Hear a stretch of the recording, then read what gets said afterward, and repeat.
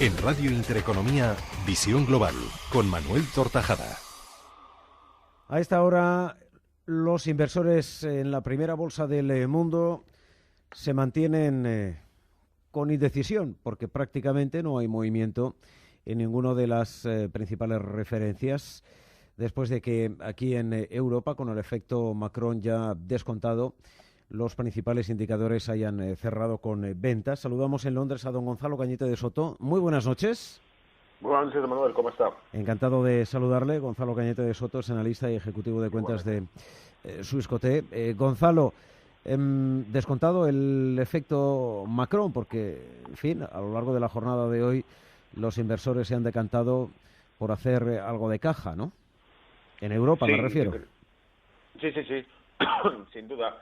Yo creo que lo que estamos viendo es precisamente eso. La semana pasada ya se apreciaba muchísimo optimismo en la subida del euro, en la subida del mercado, la ruptura de máximos del DAX.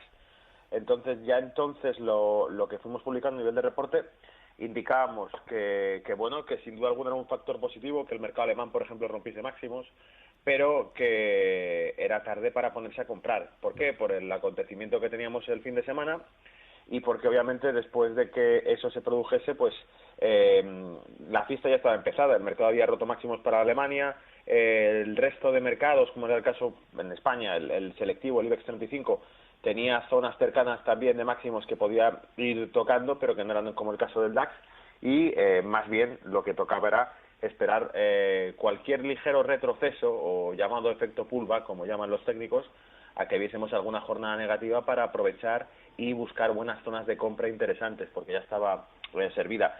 Esta jornada ha sido una jornada correctiva en el mercado europeo, pero creo que no es toda la corrección que podía darse. Fíjese que el sábado estuve en Barcelona en un seminario presencial con José Luis Cava, y una de las cosas que comenté fue precisamente para el selectivo español que veríamos en torno a los 11.150 puntos, 11.200, ya zonas en las que sin duda alguna podía hacer alguna pausa y era lo más normal. Entonces, creo que el resultado electoral de Francia lo único que ha hecho ha sido, por un lado, consolidar la postura europea, arraigar confianzas dentro del Banco Central Europeo, que ahora tocará hablar de esto porque yo creo que es muy interesante, y sobre todo nos ha dado algo de gas o de optimismo para el mercado. No pasa nada porque veamos una jornada correctiva como esta, porque creo que la principal cuestión es que para Europa Alemania ha roto máximos, y esa es la gran noticia, y eso es lo que hay que tener como positivo pese a que venga una jornada de corrección en estos momentos. La victoria de Macron empuja al presidente del Banco Central Europeo a un cambio de paso en la política monetaria de la entidad europea. La victoria de Macron lo que hace es darle, por decirlo así, más apoyo a la postura del Banco Central Europeo a la hora de tocar cosas.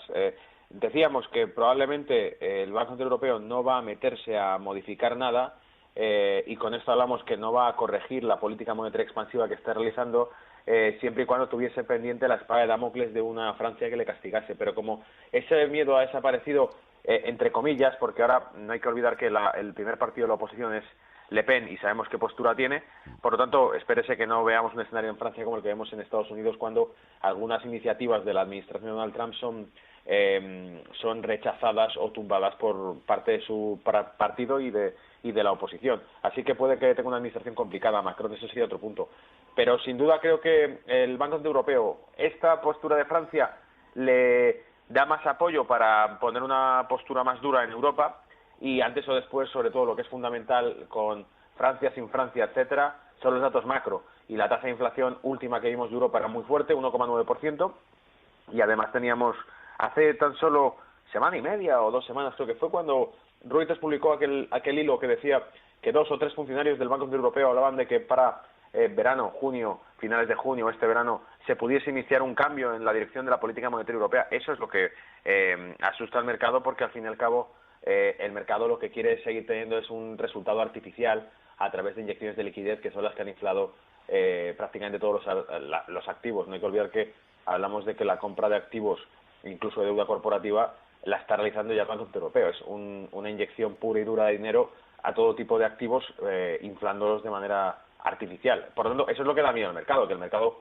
es un mercado drogado, que depende muchísimo de la liquidez monetaria. Y si se inicia una fase correctiva, tendría que haber muy buenos datos macro en Europa para que el mercado los aceptase, esos cambios. En este escenario, tras la victoria de Macron, ¿qué actitud, a su juicio, deberían tomar los inversores? Bueno, yo creo que tendría que tener una actitud de precaución hasta que veamos, por ejemplo, que las correcciones que se han iniciado hoy son naturales siempre y cuando se respeten ciertos niveles. Por eso creo que lo que tenemos que prestar principalmente atención es al selectivo alemán, principalmente, porque sabemos que es el que marca el ritmo para Europa. Si la bolsa alemana sube, generalmente el resto suben, más rezagadas incluso, y creo que eso es lo principal. Las medidas que tome el Banco Central Europeo vendrán en el medio plazo, pero ahora a corto plazo es una noticia positiva para Europa, y lo que me plantearía sería mantener o esperar posiciones hasta que vea que ciertos niveles del DAX empiezan a entrar en zona de pullback y que puede iniciarse nuevas fases de compra. Por decir niveles, vamos a echarle un vistazo al gráfico. Yo creo que en torno a un DAX que vuelva hacia la zona de ruptura de máximos de 12.500 puntos, 12.450 puntos, incluso 12.430 puntos, son buenas zonas en las que uno puede plantearse que se está cumpliendo una figura pullback y que puede empezar a iniciarse otra siguiente subida. No hay que olvidar también, por cierto, que por debajo de los 12.300 puntos hay zona de gap que se dejó durante el periodo electoral de la primera ronda de elecciones francesas. Sí. Y lo importante o lo positivo en este caso es que cotizamos ya por encima de esa resistencia más cercana que tenía el DAX y que además estamos por encima de la media de 200, que ha ido respetándose clarísimamente. Así que el mercado europeo creo que es alcista mientras no haya ningún evento que nos lo tuerza. Por lo tanto, es positivo. DAX de Frankfurt ha cerrado en los 12.694 en la jornada de este lunes. En Estados Unidos, en fin, estamos viendo una jornada de descanso también entre los inversores, niveles prácticamente de apertura para las principales referencias. ¿Qué escenario maneja para la principal bolsa del mundo, don Gonzalo Cañete de Soto? Creo que el mercado americano tiene un patrón alcista, pero de nuevo lo que vamos a ver es que no seré yo el que invite a comprar en el mercado americano hasta que no veamos que se aleje de los nuevos máximos. Si vemos que se aleja de 2.400 puntos, sin duda alguna hay una proyección positiva. Es más, le podría decir hasta exactamente dónde creo que podría llegar un ascenso del selectivo S&P 500 americano, y creo que podríamos estar viendo en torno a los 2.450 puntos fácilmente si vemos que se inicia una subida clara. Entonces, creo que hasta esa zona habrá una subida limpia. El patrón, insisto, creo que sigue siendo alcista. En este caso también cotizamos por encima de medias. En este caso también hemos superado barreras importantes y lo único que estamos viendo es un mercado que quizá, precisamente por la fase correctiva que ha tomado esta sesión de hoy de Europa, este mercado americano que se vio animado, ahora está más lento, se está quedando lateralizado, pero estamos rondando esta zona de 2.380 puntos, 2.390 puntos, 2.375 puntos. Toda esta es la zona que el mercado americano va a ir dejando atrás. En cuanto veamos que los índices superan esos niveles, creo que quedará clara la compra. También la bajada del crudo estoy seguro que la ha lastrado. No olvidemos la alta dependencia que tiene S&P 500 durante los últimos 2 años del crudo y el sector energético. Entonces estoy seguro que por ahí vienen los tiros en cuanto a la lateralidad que está formando en la sesión de hoy. Última reflexión en torno al mercado de commodities, precio del crudo, reunión el próximo 25 de mayo, OPEP. Hay quien considera que se está ajustando la oferta y la demanda y que los movimientos de estas últimas jornadas anteriores tienen más que ver con la especulación que con fundamentales de la propia industria. Yo fíjese que yo sigo insistiendo por la misma línea. En mi opinión, lo que está ocurriendo con el crudo sigue siendo de nuevo otro movimiento táctico y fáctico que puede hacer en este caso los sauditas. Sigo pensando que además el problema está en Oriente Medio, hay intereses bastante fuertes puestos de por medio.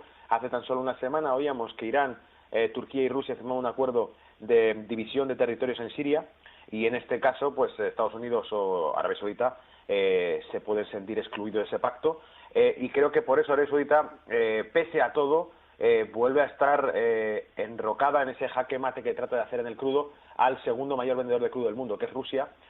Incluso las amenazas que hemos oído en los últimos 48 horas entre Irán y Arabia Saudita. Son países potentísimos con un peso muy fuerte dentro de la OPEP y se están amenazando de guerra. No sé si era el ministro de Defensa iraní, hace tan solo 48 horas decía que Arabia Saudita se parapetaba en una fuerza aérea que tiene poderosa y que eso no les impediría que si cometían, literalmente decía, si cometen alguna estupidez pueden ser borrados del mapa. Entonces, cuando vemos este tipo de declaraciones entre unos estados y otros, estados con tantísimo peso dentro del mercado del crudo, creo que poco podemos esperar de cualquier tipo de pactos. Y desde luego, la bajada del crudo, mantener un crudo barato, es una especie de boicot que se hacen mutuamente y sobre todo, también, como dije en su momento, es una partida de mus, como quien dice.